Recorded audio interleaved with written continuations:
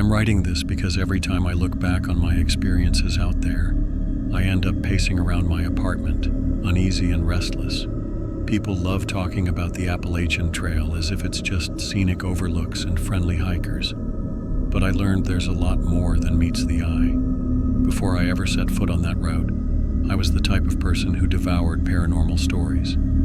Something about the unknown always grabbed my attention. Maybe it's just human nature to chase mysteries. By the time I started planning my extended trek, I'd convinced myself that I was more prepared than most for whatever I'd find in those ancient mountains. The reality? Completely different. I remember my first stretch near Blood Mountain. History loomed around every bend, not just from the Civil War sites, but from the remnants of tribal conflicts that went on long before European settlers showed up. The ground felt worn in a way that's tough to put into words, like it had absorbed centuries of voices. A couple of nights in, I decided to camp alone in a spot where the trees formed a thick canopy, letting in only patches of moonlight. The moment I unrolled my sleeping gear, I noticed that the usual night chorus, crickets, distant owls, had faded.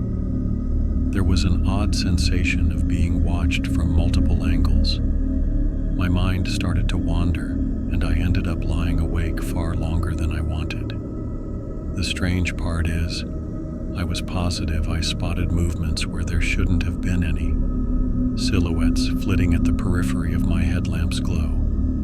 Once or twice, I had the distinct impression of a figure standing behind a distant trunk, dressed in something that didn't fit modern times. I never got a clear look, but that sense of stepping across some invisible threshold kept me wired until sunrise. A few weeks later, I ventured closer to Harper's Ferry, where you can literally walk among the traces of the Civil War trenches. One late afternoon, as the light shifted from gold to a dull gray, I saw a person in old-style military gear drifting along a sunken path. My brain tried to rationalize. Maybe it's a reenactor. Maybe I was exhausted. But the person, or whatever it was, vanished almost instantly. The spot fell silent, like everything around had decided to pause. For a second, I questioned if I was alone in that corridor of battered earth. It left me on edge for the next several days, scanning every ridgeline in case something else appeared. But nothing compares to the night a bear and I had our awkward confrontation. I'd rigged up a hammock between two sturdy trunks and dozed off, lulled by the distant rustling. At some unknown hour, a firm prod against my back startled me awake. I reacted without thinking, twisting around and striking with my hand. I connected with fur and realized in horror it was a bear's muzzle. Adrenaline shot through me as I waited for it to decide if I was more trouble than I was worth. Instead, it crashed off through the brush, leaving me stunned and trying to slow my breathing. The rest of that evening, every single noise made me tense up, braced for a second round that thankfully never came. Funny thing is, when I mention this to people, they usually fixate on the bear encounter. They don't realize that animals, wild as they might be, don't compare to the unsettling presence that seems embedded in parts of this trail. That feeling of history refusing to let go. Those fleeting glimpses of things wearing outdated clothes, the heavy atmosphere around certain places. It's all there, woven into the land. I'd tell myself these experiences were just the product of fatigue. Maybe I'd just been reading too many ghost stories. Yet something nagged at me, like I'd stumbled onto a realm where the past occasionally slips through the cracks. Later in Pennsylvania, I'd discover what true dread can feel like.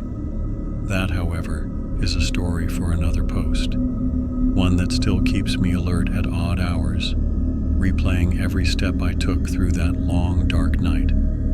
I thought I'd seen the worst of the trail. Run-ins with spooky silhouettes and a half-asleep confrontation with a bear. I had convinced myself I was prepared for anything. Turns out Pennsylvania wanted to prove me wrong. After crossing the state line, I remember feeling oddly optimistic. The weather was pleasant enough, and I decided to sleep under the stars rather than set up any shelter. The sky was so clear earlier that evening, and I wanted to experience the open air for once. I laid out my sleeping pad and got comfy in my bag, surrounded by trees and that faint hum of nighttime insects. Eventually, I drifted off. Sometime past midnight, I woke up with my heart thumping. The night had gone dead silent, which rattled me. Normally, you'd at least hear a hooting owl or wind rustling the branches. Instead, a thin, eerie whine reverberated all around. It was so soft, like it was trying not to exist. But it also seemed inescapable. Every instinct told me I shouldn't remain there. My breathing felt tight and the air felt heavier than usual, as if some invisible presence had crept in and settled on top of me. I tried to tell myself I was overreacting, that it might just be the wind through the leaves or some small animal.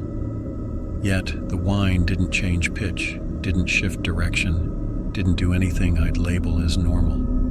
The dread in the pit of my stomach wasn't something I could shrug off. Within minutes, I was shoving gear back into my pack, fumbling for my headlamp.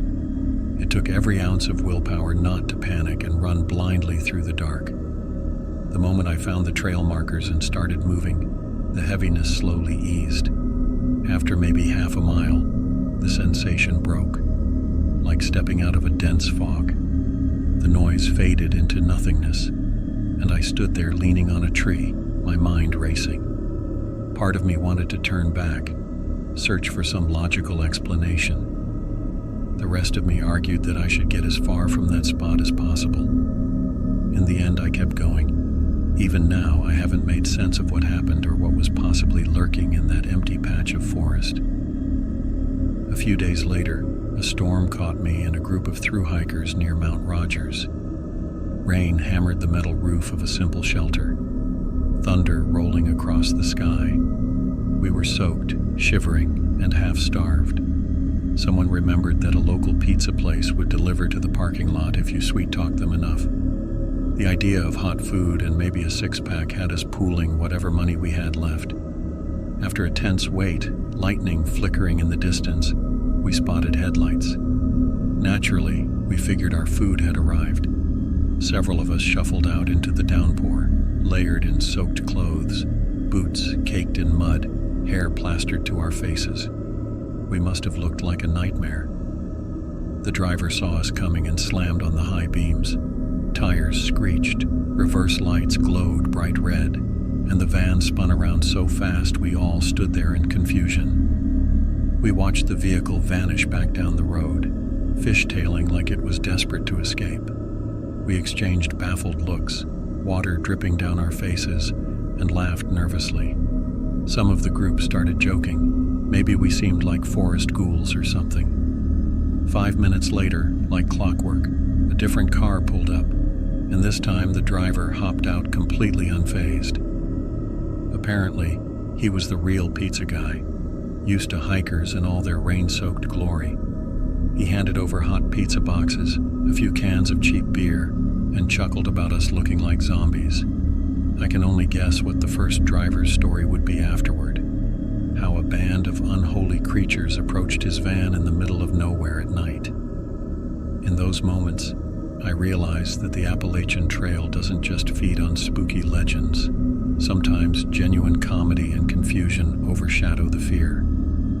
Yet for all the laughs we shared over that botched pizza delivery, I still had the memory of that unsettling whine in Pennsylvania fresh in my head. I couldn't help but wonder if I'd only scratched the surface. The trail has this way of revealing its secrets when you least expect it. One minute you're joking around, dripping wet, begging for food. The next you're bolting from an unexplainable force in the dead of night. Even now I look back at Pennsylvania and feel a pang of discomfort. Whatever I sensed out there, whatever generated that unearthly noise, made me think there are places along the trail better left alone, maybe forever. And yet part of me can't resist the pull to keep exploring, half expecting to stumble onto some ancient mystery that refuses to stay buried. Guess that's the real paradox of the Appalachian Trail. It draws you in with beauty, then leaves you with questions that linger night after night.